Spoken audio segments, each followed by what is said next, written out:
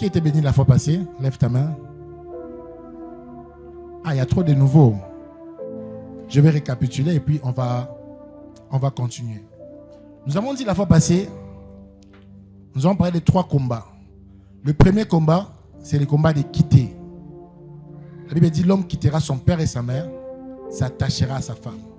Le mariage commence lorsque la personne décide de quitter. Il faut quitter les habitudes qui ne sont pas compatibles au mariage. Il faut quitter les choses que tu as apprises à la maison, mais qui ne seront pas forcément applicables dans ta vie de mariage. Si tu t'es habitué à dormir jusqu'à 8h du matin, 9h du matin, lorsque tu es marié, tu ne peux pas te permettre ces luxes-là. Amen. Amen. Si tu es habitué à traîner avec les amis 22h, 23h dehors, lorsque tu es marié, tu ne peux plus faire ça.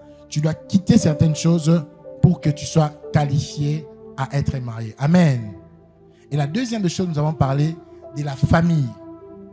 Tu ne peux pas seulement choisir la femme que tu veux, mais tu dois aussi choisir la famille que tu veux. Amen.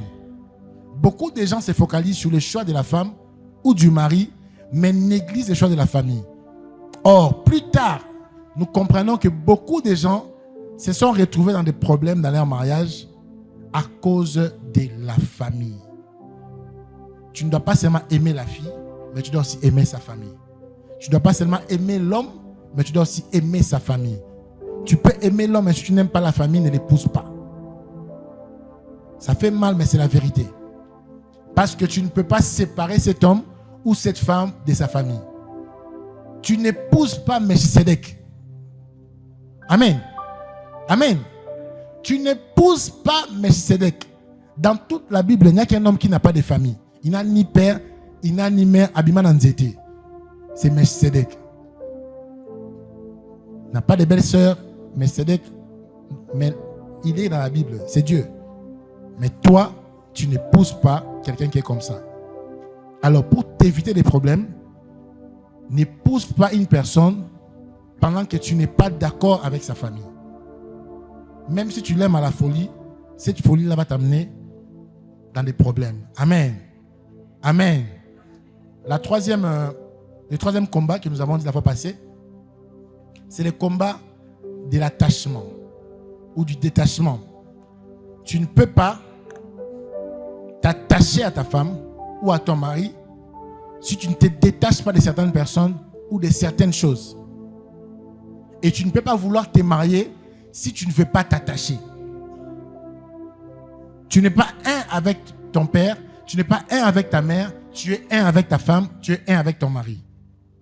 Amen.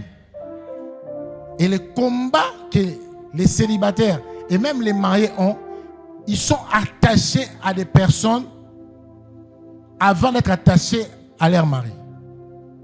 Tu es tellement habitué à cet ami-là, tu es tellement habitué tu es trop copine avec ta mère, alors que quand tu te maries, il y a des choses qui ne doivent pas traverser la porte de ta chambre, mais tu les fais traverser parce que tu n'es pas encore attaché à ton mari ou à ta femme. Amen.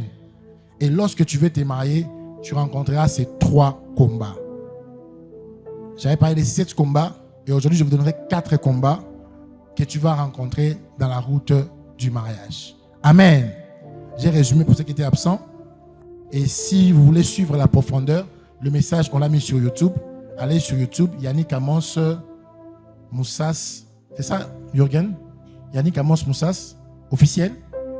Yannick Amos Moussas, officiel. TV sur YouTube. Abonnez-vous. Le message se trouve là et vous aurez tout le temps de suivre. Amen.